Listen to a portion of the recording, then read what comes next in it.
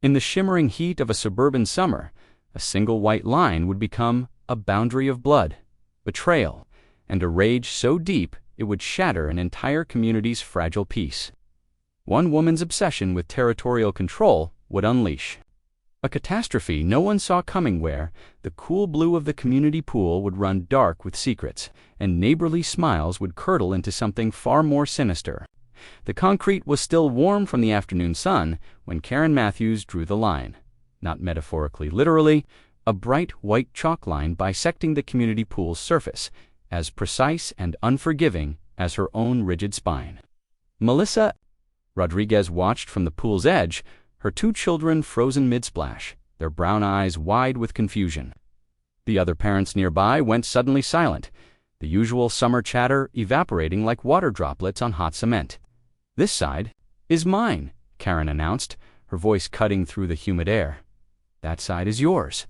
She tapped her white-painted fingernail against the chalk line, her designer sunglasses reflecting the scene like a pair of impassive mirrors. Melissa's youngest, 8-year-old Diego, looked up at his mother. "Mommy," he whispered, his swim trunks dripping.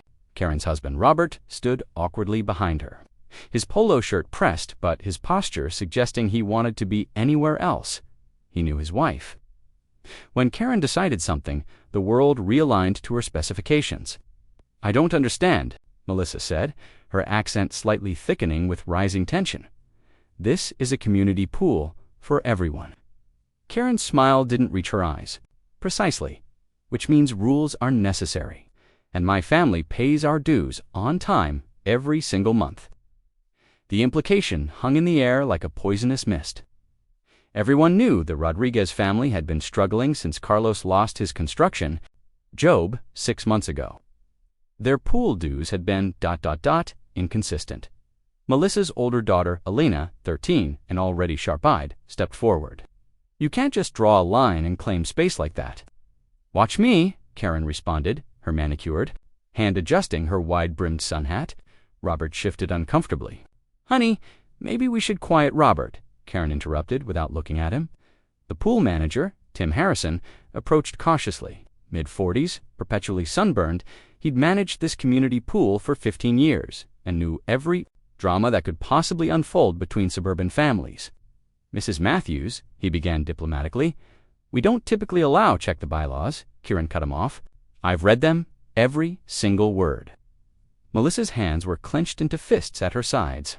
Years of carefully maintained politeness were fraying at the edges. Her family had lived in this neighborhood for generations.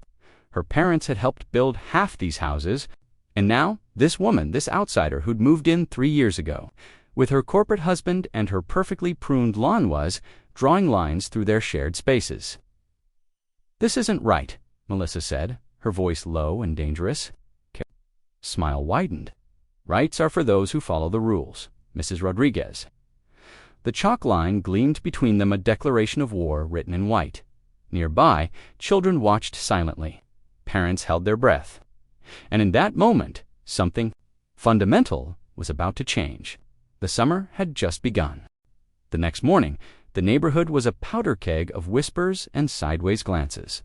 Lawn sprinklers hissed like conspirators, and curtains twitched behind pristine windows. Melissa sat at her kitchen table, a half-empty coffee mug growing cold. Beside her, Carlos was already gone another day of desperate job hunting, picking up whatever day labor he could find. Elena was doing research on her laptop, her fingers typing with a fury that matched her mother's internal rage. "Mom," Elena said suddenly, "I found something." Melissa looked up. Her daughter's face was a map of determination, the same expression she'd inherited from her grandmother. A woman who'd fought her way from a small Mexican village to become a respected schoolteacher in this very neighborhood. Karen Matthews, Elena continued, spinning her laptop around.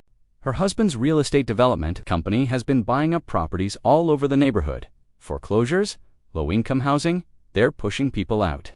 The coffee mug slipped from Melissa's fingers, shattering against the tile floor, but she didn't move. The pieces of ceramic reflected a suddenly clarifying truth.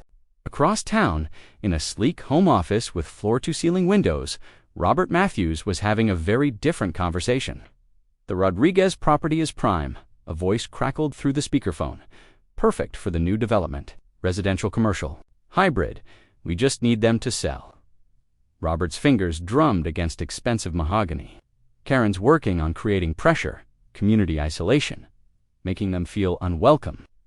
Subtle, the voice chuckled. Very subtle. At the community pool, Tim Harrison was discovering that subtlety was the first casualty of suburban warfare. Complaints were flooding in. The pool's WhatsApp group had become a battlefield. Screenshots of Karen's chalk line were shared, annotated. With increasingly heated commentary, some supported her, citing community standards. Others saw it for what it was, a thinly veiled act of discrimination. By noon, local media had caught wind of the story. A local news reporter, Jessica Rawlings, was setting up her camera near the pool's entrance. She'd built her career on exposing neighborhood injustices, and this looked like her next big story. This isn't just about a pool line, Jessica told her cameraman. This is about who belongs and who doesn't. Diego Rodriguez had other plans. While the adults talked and plotted, the 8-year-old was meticulously planning his revenge. In his bedroom, surrounded by Lego constructions and superhero posters, he was drawing his own map, not of territory, but of consequence. He knew about bullies, not just from movies or playground encounters, but from watching how some people treated his parents. How some looked down on them, how some thought they could draw lines and define worth. Not today, Diego muttered, his tongue caught between his teeth as he carefully drew each detail. Back at the Matthews residence, Karen was hosting her weekly book club. But this was no ordinary gathering. These were the neighborhood power brokers women who controlled HOA boards, school committees, and local business networks. We can't let certain elements think they can just, Karen was saying. When her phone buzzed, the text was from Tim Harrison. Meeting now, her perfectly maintained smile flickered for just a moment. At the pool, Tim was waiting, but he wasn't alone. Standing beside him were two people Karen did not expect. Jessica Rawlings from the local news and a man in a crisp county inspector's uniform. Mrs. Matthews, Tim said, his usual hesitant demeanor replaced by something harder. We need to discuss your pool line. The summer sun beat down. Somewhere, a child's plan was taking shape, and the first domino was about to fall. The county inspector's clipboard felt heavy in Marcus Reyes's hand. 20 years on the job, and he'd seen every kind of municipal conflict imaginable. But this was different. The chalk line violates multiple community pool regulations, he said flatly, his eyes never leaving Karen Matthews, specifically sections 4.2 and 5.7 regarding shared recreational spaces. Jessica Rawlings's camera rolled silently, capturing every micro-expression. Karen's composure cracked, just for a moment. This is ridiculous. I've done nothing wrong. Tim Harrison cleared his throat.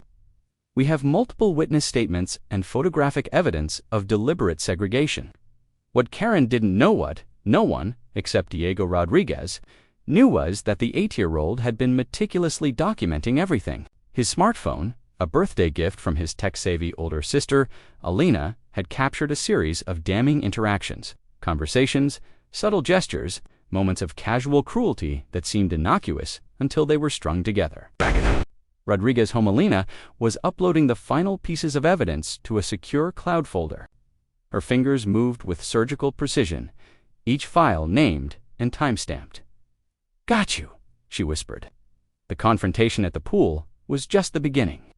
Across town, Carlos Rodriguez was meeting with an old friend, Marco Suarez, a civil rights attorney who'd made a career out of fighting institutional discrimination. It's not just about the pool line, Carlos explained, spreading out documents on a worn coffee shop table. Mortgage statements, development proposals, communication logs. It's a systematic attempt to push out minority families. Marco's eyes narrowed. Tell me everything. Meanwhile, Robert Matthews was receiving a series of increasingly urgent texts from his development partners. The media attention was becoming a problem. Their carefully orchestrated plan was unraveling. Containment, one text read, immediate containment required. At the Matthews residence, Karen was a tornado of controlled fury. She paced the gleaming kitchen, Robert watching her with a mixture of fear and reluctant admiration. We are not going to let them win, she declared her manicured hand, striking the granite countertop. Robert said nothing.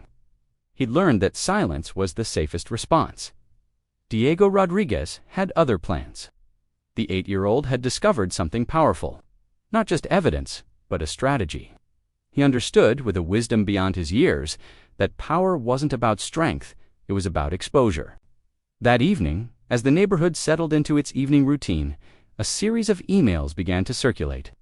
School board members, local politicians, community leaders, each one contained carefully curated evidence of the Matthews' systematic attempts to marginalize families like the Rodriguez. Jessica Rawlings received an encrypted message. Then another. Each one more explosive than the last. The source, untraceable. But the content was irrefutable. By midnight, the story had exploded beyond a simple pool line.